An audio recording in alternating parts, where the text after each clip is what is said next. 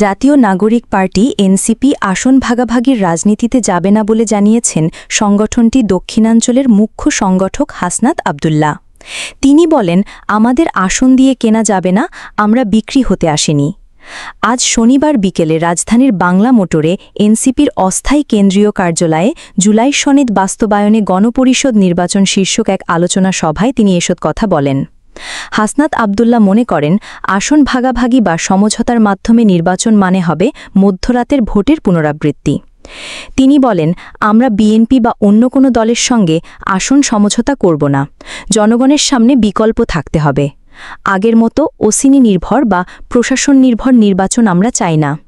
আলোচনার এক পর্যায়ে তিনি সরাসরি বলেন, আমরা বিক্রি হতে আসিনি। আসন দিয়ে আমাদের কেনা সম্ভব নয়, নতুন বাংলাদেশ গড়াই আমাদের লক্ষ্য। জনগণের আস্থা থাকলেই আমরা টিকে থাকব।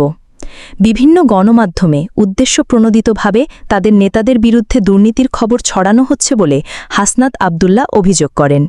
তবে এখন পর্যন্ত একটিও প্রমাণও হাজির করা যায়নি বলে দাবি তার।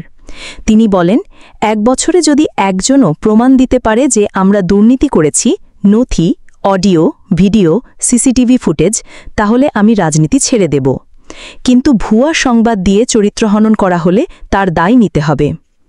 এনসিপির এই নেতা বলেন, কেবল নির্বাচনের তারিখ ঘোষণা করলেই হবে না, বরং পুরো রাজনৈতিক খেলার নিয়ম পরিবর্তন করতে হবে। আগে দেখা গেছে রেফারি গোল দিয়েছে, প্রশাসন খেলোয়াড়ে পরিণত হয়েছে। এবার নিয়ম বদলাতে হবে। রেফারি থাকবে, খেলোয়াড় থাকবে। প্রশাসনকে নিরপেক্ষ থাকতে হবে। নির্বাচন যত দ্রুত সম্ভব হওয়া উচিত উল্লেখ করে হাসনাত আব্দুল্লাহ বলেন, তবে সেটা অবশ্যই গণপরিষদ নির্বাচন হতে হবে। নভেম্বর, ডিসেম্বর কিংবা জানুয়ারিতে যে কোনো সময় নির্বাচন হোক, কিন্তু পুরনো নিয়মে নয়। জনগণের সামনে প্রকৃত অপশন থাকতে হবে। তিনি আরও বলেন, জনগণ যদি আমাদের প্রত্যাখ্যান করে সেটা আমরা মেনে নেব, কিন্তু সমঝোতার নির্বাচন নয়। বর্তমান সংবিধানকে প্রশ্নবিদ্ধ করে এই নেতা বলেন, এটা এখন টেক্সট বুক অফ ফ্যাসিজম। 5 আগস্টের অভ্যুত্থান প্রমাণ করেছে এই রাষ্ট্রব্যবস্থা কার্যকর নয়।